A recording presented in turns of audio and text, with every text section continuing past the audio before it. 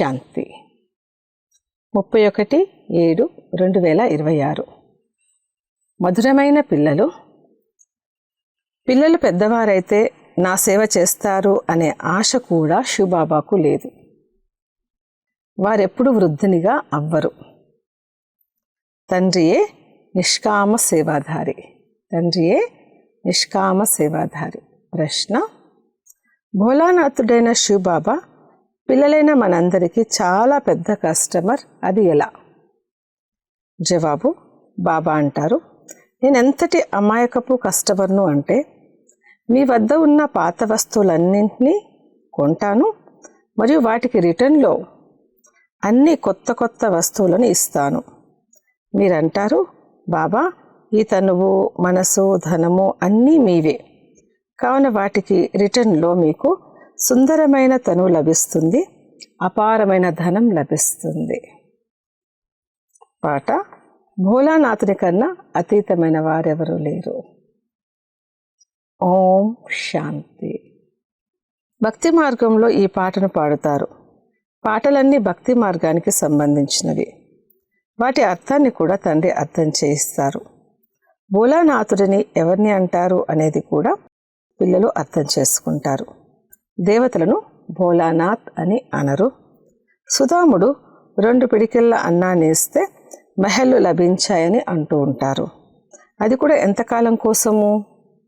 21 జన్మల కోసము.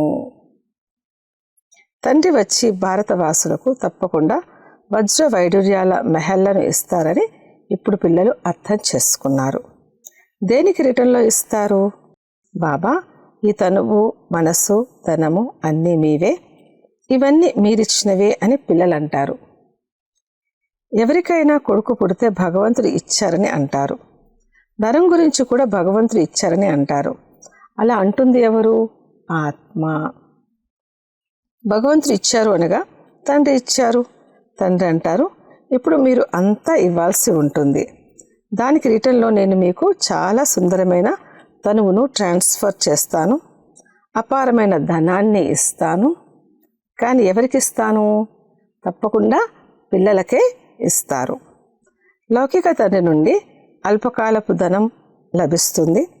అనంతమైన తండ్రి నుండి మనకు అనంతమైన వారసత్వం లభిస్తుంది. తండ్రి అర్థం చేస్తున్నారు, జ్ఞానానికి మరియు భక్తికి, రాత్రికి పగలుకు ఉన్నంత వ్యత్యాసం ఉంది. భక్తిలో అల్పకాలికానికి లభిస్తుంది. ధనం ఉంటే సుఖం ఉంటుంది. ధనం లేకపోతే మనుషులు ఎంత దుఃఖితులవుతారు.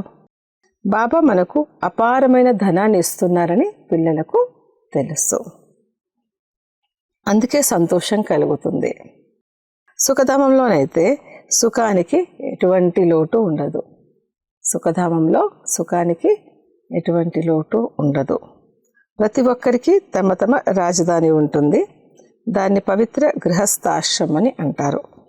కావున తండ్రి ఎంత అమాయకుడు. ఏం తీసుకుంటారు మరి ఏమిస్తారు? తండ్రి ఎంత మంచి కస్టమర్. మామూలుగా కూడా తండ్రి అనేవారు పిల్లలకు కస్టమర్గా ఉంటారు. కొడుకు పుట్టగానే మొత్తం ఆస్తి అంతా ఇక అతనిదే. వారు హద్దు కస్టమర్లు. వీరు అనంతమైన భోలానాథుడు అనంతమైన పిల్లలకు కస్టమర్. తండ్రి అంటారు, నేను పరంధామం నుండి వచ్చాను. మీ నుండి పాతదంతా తీసుకొని కొత్త ప్రపంచంలో మీకు అన్నీ ఇస్తాను. అందుకే వారిని దాత అని అంటారు.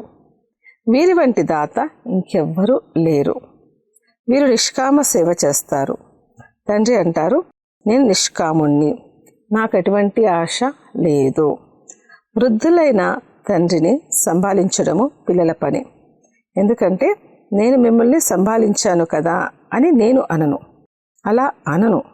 తండ్రి వృద్ధుడైతే పిల్లలు అతన్ని సంభాళించాలి అనే నియమం ఉంటుంది. కానీ ఈ తండ్రి అయితే ఎప్పుడు వృద్ధునిగా అవ్వరు, సదా యువకునిగానే ఉంటారు.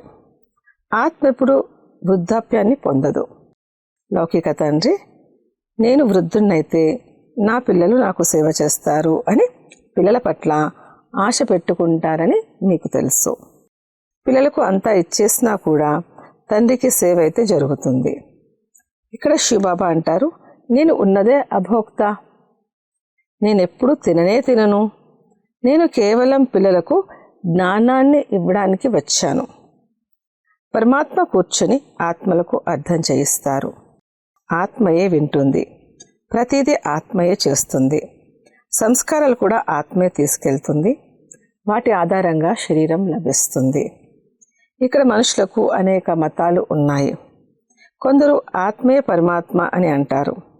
ఆత్మకి ఏమీ అంటదు, ఆత్మ నిర్లేపి అని అంటారు. ఒకవేళ ఆత్మ నిర్లేపి అయితే పాపాత్మ పుణ్యాత్మ అని ఎందుకంటారు? ఒకవేళ ఆత్మ నిర్లేపి అయితే పాపపు శరీరము పుణ్యపు శరీరము అని అనాలి కదా. ఇప్పుడు మీకు తెలుసు, ఆత్మలందరి ఆత్మిక తండ్రి ఆత్మలైన మనల్ని ఈ శరీరం ద్వారా చదివిస్తున్నారు. ఆత్మను పిలుస్తారు కూడా కదా. మా తండ్రి ఆత్మ వచ్చింది, రుచి చూసింది అని అంటారు. ఆత్మయే రుచి చూస్తుంది. బాబా అయితే అలా అనరు, వారు అభోక్త. బ్రాహ్మణులకు తినిపిస్తారు, ఆత్మ వస్తుంది. ఆ ఆత్మ ఎక్కడో అయితే విరాజమానమై ఉంటుంది. బ్రాహ్మణులు మొదలైన వారికి తినిపించడము భారత్లో కామన్ విషయము. ఆత్మను పిలుస్తారు, ఆ ఆత్మను అడుగుతారు. ఆ ఆత్మ చెప్పే చాలా విషయాలు నిజమవుతాయి కూడా. పితరులకు తినిపించే ఆచారం కూడా డ్రామాలో నిశ్చితమై ఉంది. ఇందులో ఏమీ ఆశ్చర్యపోకూడదు.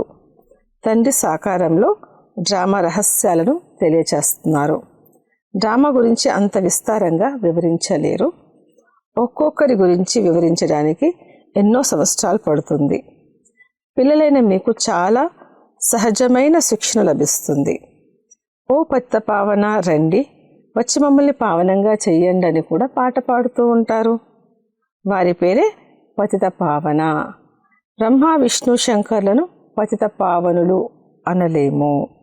తండ్రే పతిత పావనుడు, ముక్తిదాత, దుఃఖహర్త, సుఖకర్త అని కూడా వారినే అంటారు. వారు నిరాకారుడు. శివుని మందిరాలకు వెళ్ళి చూస్తే అక్కడ శివలింగాన్ని ఉంచుతారు. తప్పకుండా చైతన్యంలో ఉండేవారు కావున్నే పూజ చేస్తారు. ఈ దేవతలు కూడా ఎప్పుడో చైతన్యంలో ఉండేవారు కనుక వారికి మహిమ జరుగుతుంది. నెహ్రూ చైతన్యంలో ఉండేవారు, అందుకే వారి ఫోటో పెట్టుకొని మహిమను చేస్తారు. ఎవరైనా మంచి పని చేసి వెళ్తే వారి జడ చిత్రాలను తయారు చేసి మహిమ చేస్తారు. పవిత్రులను మాత్రమే పూజిస్తారు, మనుషులెవ్వరిని పూజించలేము. వికారాల ద్వారా జన్మ తీసుకుంటారు కదా, అందుకే వారికి పూజ జరగదు. సదా పవిత్రంగా ఉండే దేవతలకే పూజ జరుగుతుంది. తండ్రి వచ్చేశారని మీకు తెలుసు.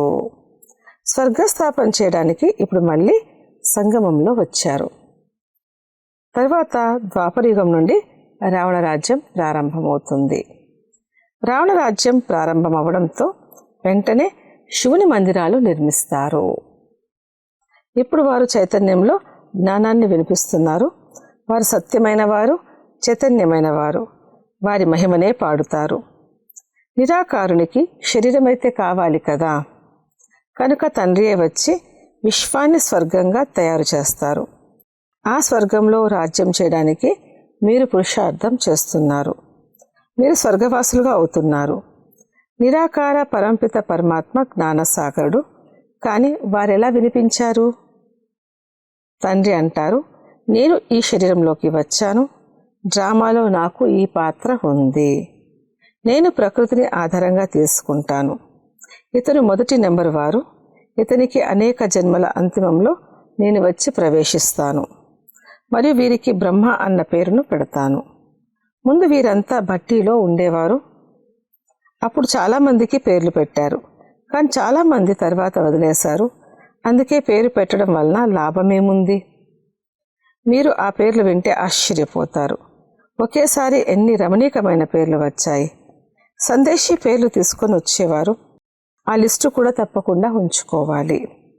సన్యాసులు కూడా సన్యాసం తీసుకున్నప్పుడు వారి పేర్లు కూడా మారిపోతాయి.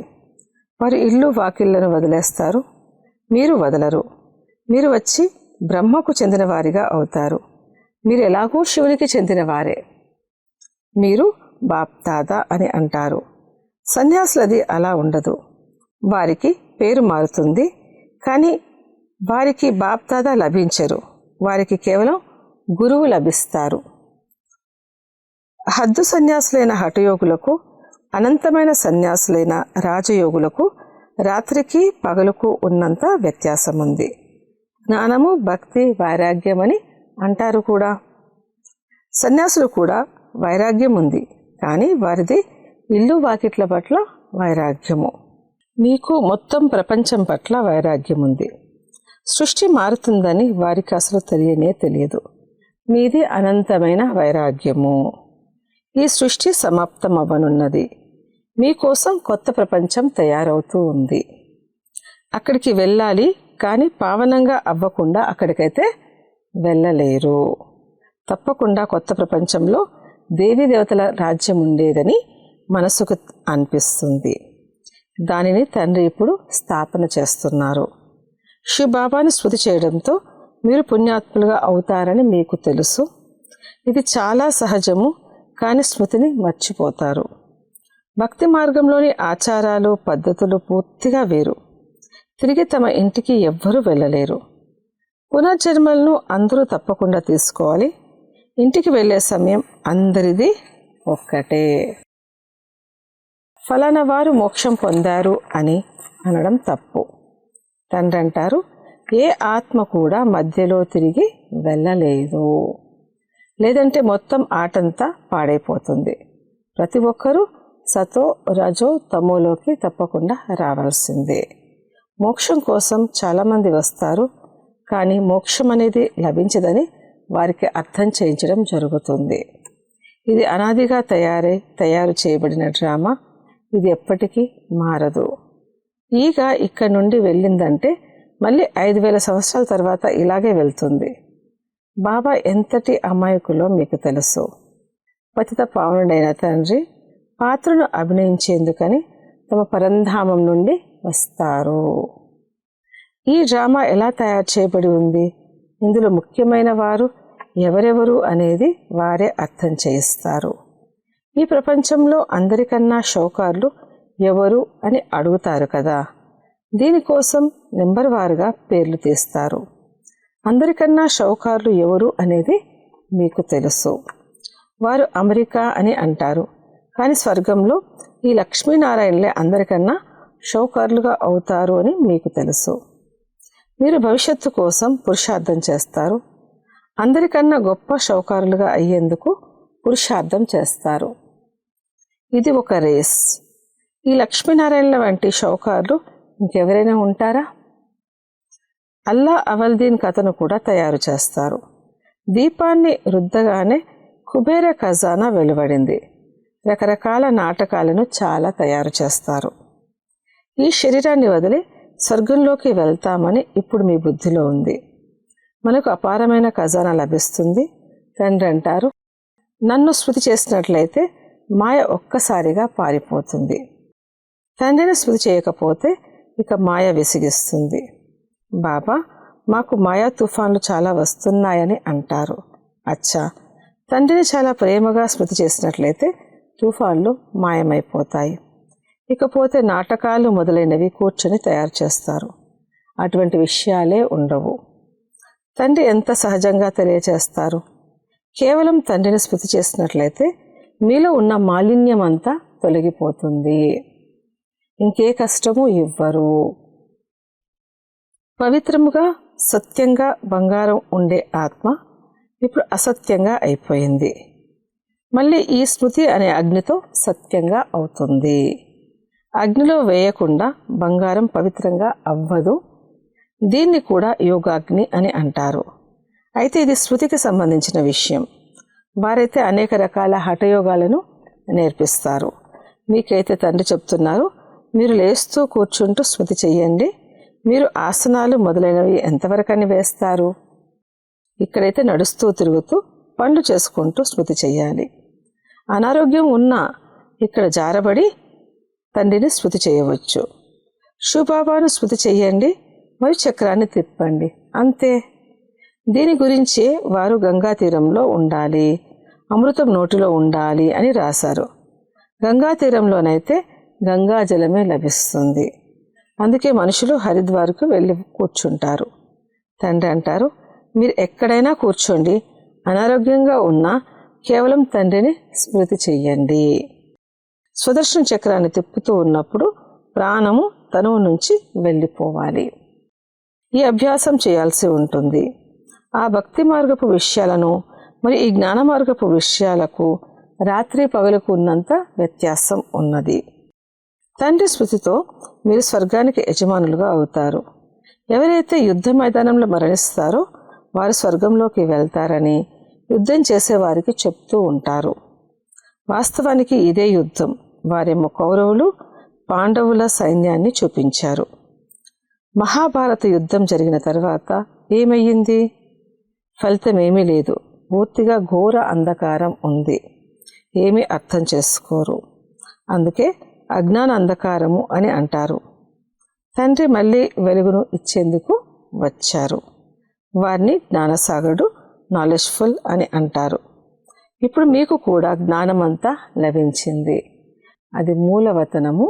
ఆత్మలైన మీరు అక్కడ నివసిస్తారు. దానిని బ్రహ్మాండం అని కూడా అంటారు.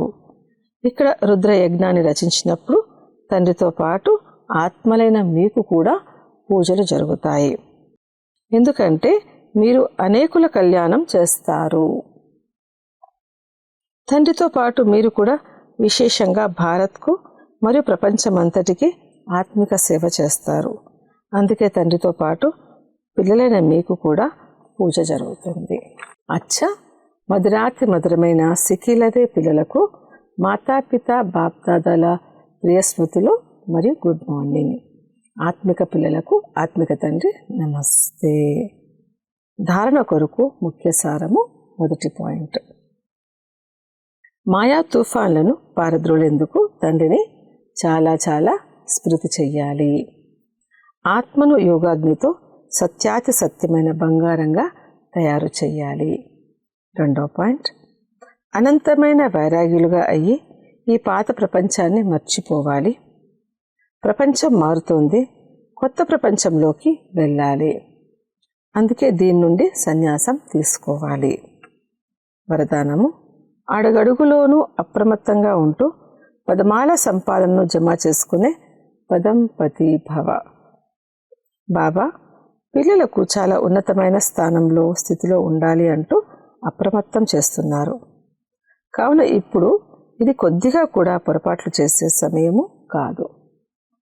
ఇప్పుడైతే అడుగడుగులో అప్రమత్తంగా ఉంచుకుంటూ ప్రతి అడుగులోనూ పద్మాల సంపాదన చేసుకుంటూ పదంపతులుగా అవ్వండి. ఏ విధంగా పద్మాపదం భాగ్యశాలులు అన్న పేరుందో అదేవిధంగా కర్మలు కూడా ఉండాలి. ఒక్క అడుగు కూడా పద్మాల సంపాదన లేకుండా పోకూడదు. ఒక్క అడుగు కూడా పద్మాల సంపాదన లేకుండా పోకూడదు. కావున బాగా ఆలోచించి అర్థం చేసుకొని శ్రీమతం అనుసారంగా ప్రతి అడుగు వేయండి. శ్రీమతంలో మన్మతాన్ని మిక్స్ చేయకండి. స్లోగన్, మనస్సును ఆర్డర్ అనుసారంగా నడిపించినట్లయితే మన్మనాభవ స్థితి స్వతహాగా ఉంటుంది. అవ్యక్త ప్రేరణలు, జ్వాలాస్వరూప స్థితిలో ఉంటూ శక్తిశాలి స్మృతిని అనుభవం చేయండి. స్మృతిని శక్తిశాలిగా తయారు చేసుకునేందుకు విస్తారంలోకి వెళ్తూ కూడా సారస్థితి యొక్క అభ్యాసం తక్కువ అవ్వకూడదు. విస్తారంలోకి వెళ్ళి సారాన్ని మర్చిపోకూడదు. తినండి, తాగండి, సేవ చేయండి, కానీ అతితత్వాన్ని మర్చిపోకండి. సాధన అనగా శక్తిశాలి స్మృతి. నిరంతరం బాబాతో హృదయపూర్వకమైన సంబంధం. కేవలం యోగంలో కూర్చుని ఉంటే దాన్ని సాధన అని అనరు. కానీ ఎలా అయితే శరీరంతో కూర్చుని ఉంటారో అలాగే హృదయము, మనస్సు, బుద్ధి ఒక్క బాబా వైపు ఉండాలి. బాబాతో పాటు కూర్చుండిపోవాలి. ఇటువంటి ఏకాగ్రతయే జ్వాలను ప్రజ్వలితం చేస్తుంది. ఓం శాంతి.